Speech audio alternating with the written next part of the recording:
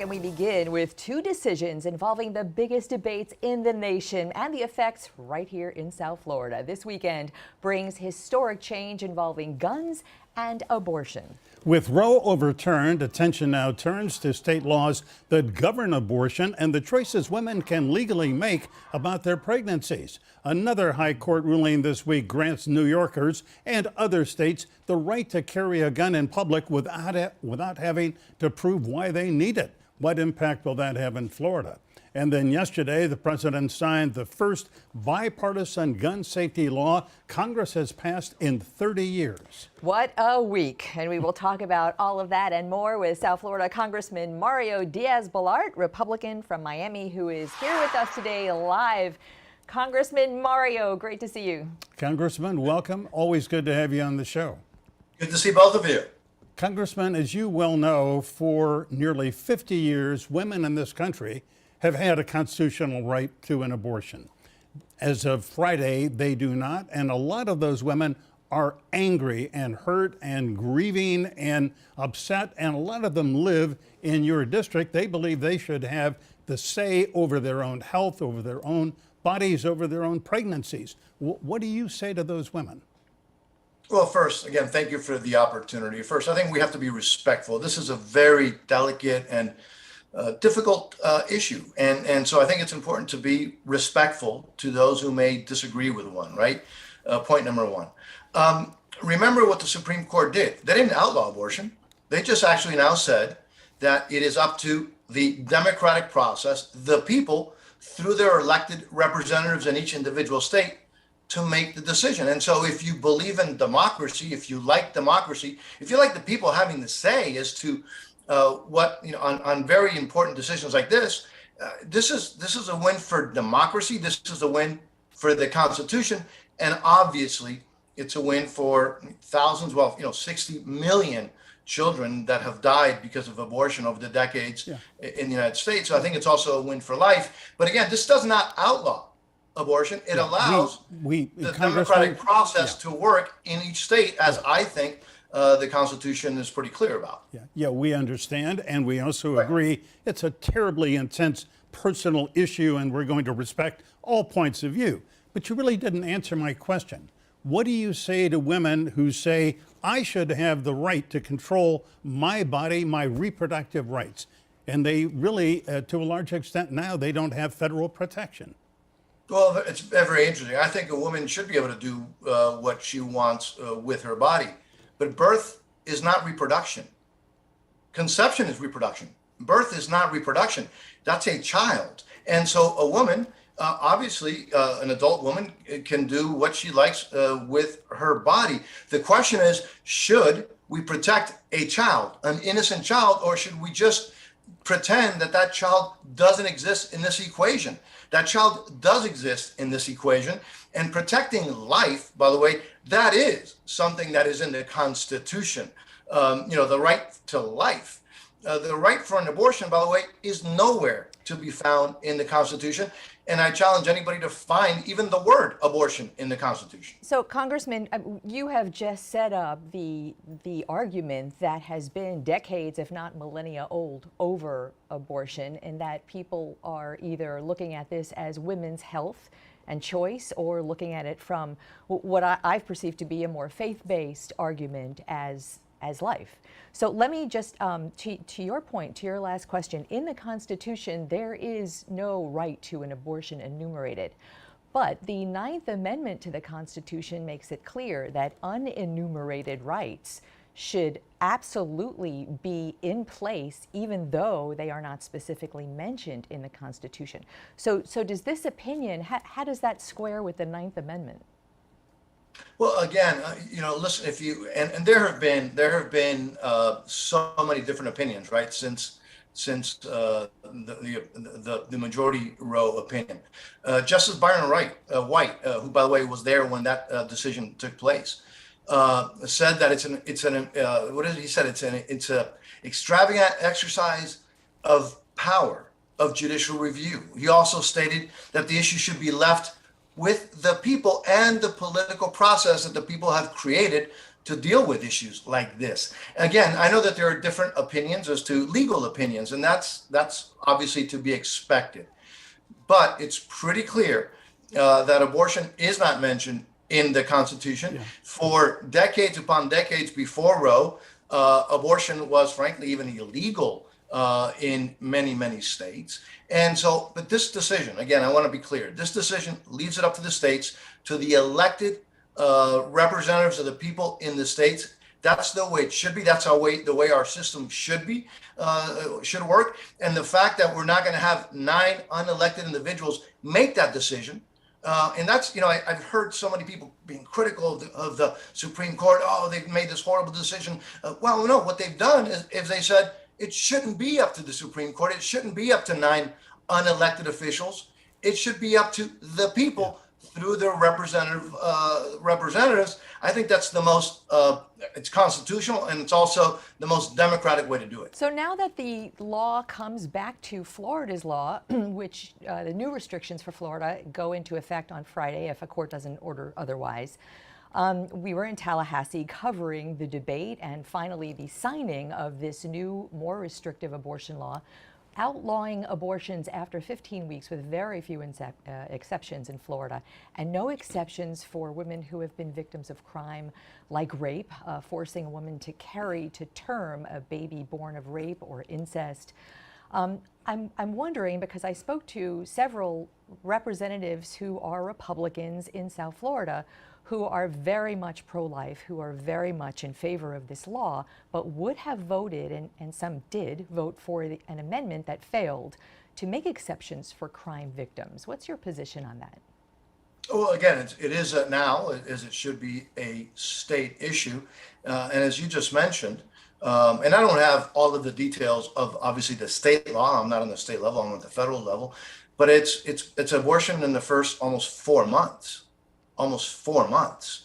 I guess some people think that is a radical decision by the state legislature. I don't think that, not allowing for, in essence, killing a creature, a child, after 4 months is that dramatic. And, the issue, again, these are very, very, very difficult issues. They're very passionate issues. I respect folks who disagree with my point of view.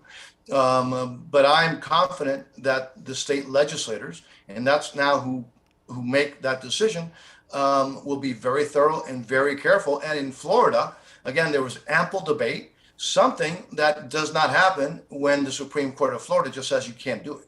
Yeah. But would you advocate for that exception for crime victims? I'd have to look at the details. Now, I will tell you that I for one, and you all know my position on crime, right? I'm pretty hard on crime. I'm almost willing to make rape a capital offense, to execute the rapist. Now when you're dealing with a baby, a child, I think we need to be very, very careful, and we should always err on the side of protecting that child, who's also a victim, and go after the rapist, obviously. Yeah, Congressman. A University of North Florida, or rather a Florida Atlantic University poll recently found that 67% of Florida residents, 67%, believe that an abortion should be legal in all or in most cases. 85% of Democrats feel that way, and 52% of Republicans, 63% of independents. So are you out of step with public opinion? Because it certainly appears that the Supreme Court is.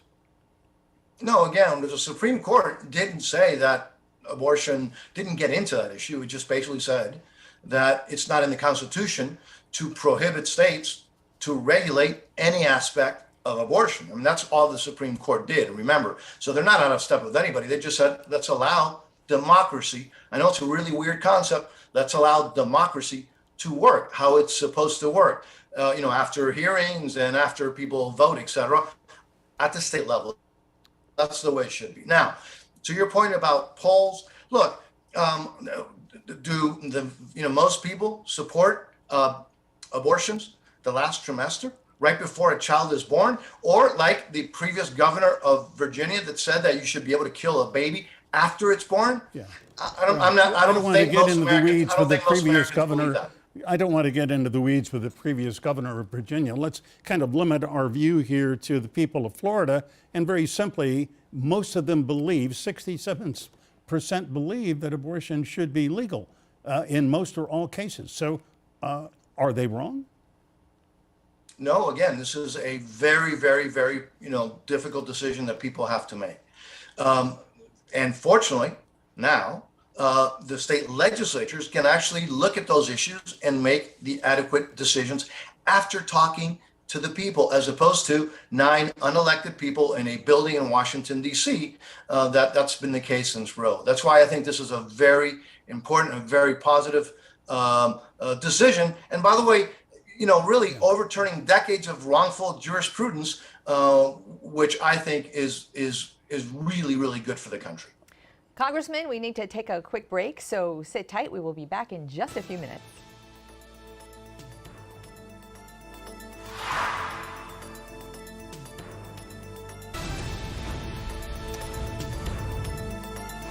On This Week in South Florida, we are speaking with Congressman Mario Diaz Balart, Republican of Miami.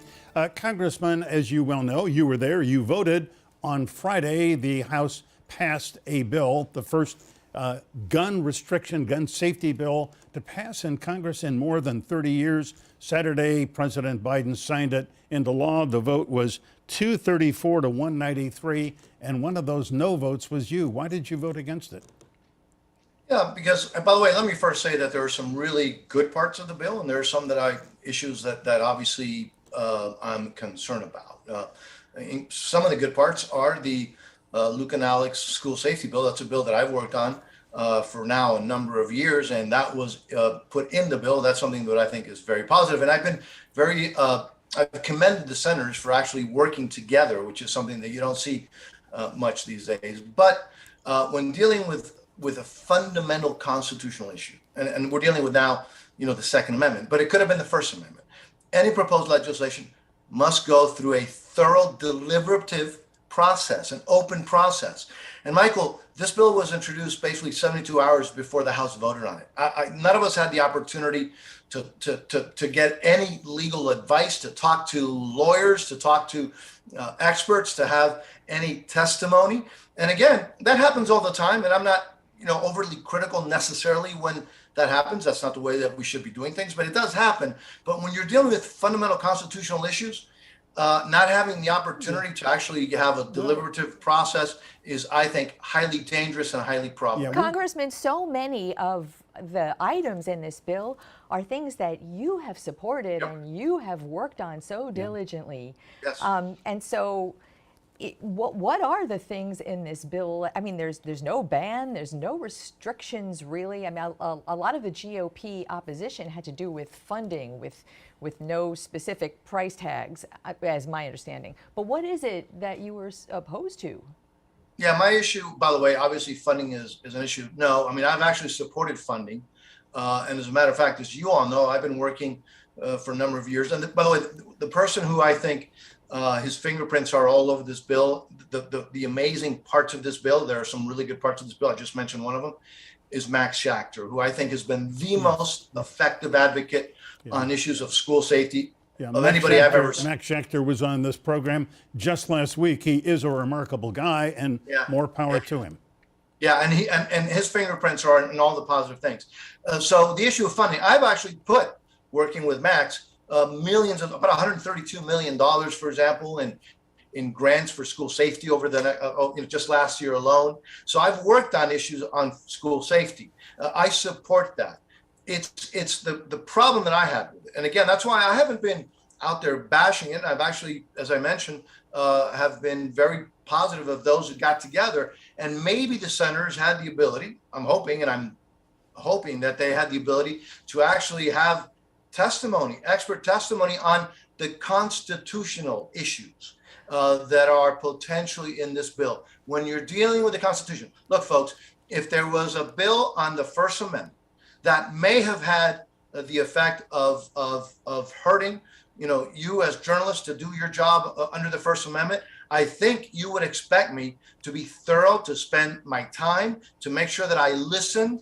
And this is something that, unfortunately, we were not able to do on this bill. It would have been nice if we would have had a little bit more time. You know, I just want to mention Tony Montalto, who is another one of the Parkland dads, who will be with us later this hour. You were one of the sponsors, along with Ted Deutsch, of a bill that he is behind called the Eagles Act.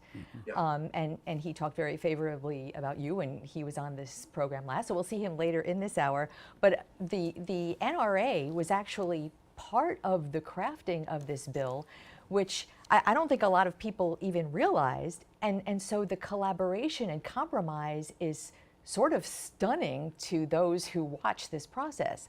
So I still didn't hear, like, what do you think is going to be constitutionally compromising? What is your fear? There is, as you know, there's already federal court has already said that, for example, changing the age to 21 is unconstitutional. But that's really not, my potential constitutional concern.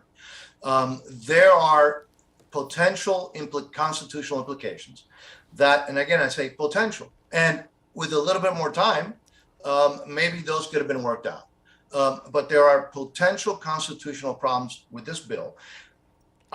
Maybe I'll be proven wrong, by the way, and maybe the senators had an opportunity to have those issues resolved, and they had the ability to have those conversations. But in the House, we had no time, no input, no hearings. By the way, there were 0 hearings in the Senate either. And again, I'm not critical, because it is an issue that is important to, I think, to the entire country. So that's why I'm not critical of those that worked on it. But again, I repeat, when you have potential constitutional implications, the fact that we had 72 hours since it was introduced in the Senate with no hearings, I had no ability to talk to any constitutional scholars in the time that I had to deal with this bill. And again, when you're dealing with something as delicate as the Constitution, I think we have to always be very, very careful. Yeah, Congressman, we've got to say goodbye. I'm going to give you 30 seconds if you can. Have you watched any of the January 6th committee hearings? And just very briefly, what's your impression? Yeah, Michael, again, and both of you, thanks for the opportunity. I have not watched it. I believe that the process was unfortunately, it's an illegitimate committee where the opposition, the loyal opposition, was not allowed to name people to that committee. So it's become, kind of a partisan thing. Right now, right before your show, in the national show, that was brought up that there is no other side of the story, so there's no due process. Well, the House Speaker shut it down. He didn't allow any Republicans on the committee. Anyway, we have exceeded our time with you. We always need more. Mario Diaz Balart, always good to see you. Thank you very much. Thanks so much. Thank both of you. Appreciate it. All right.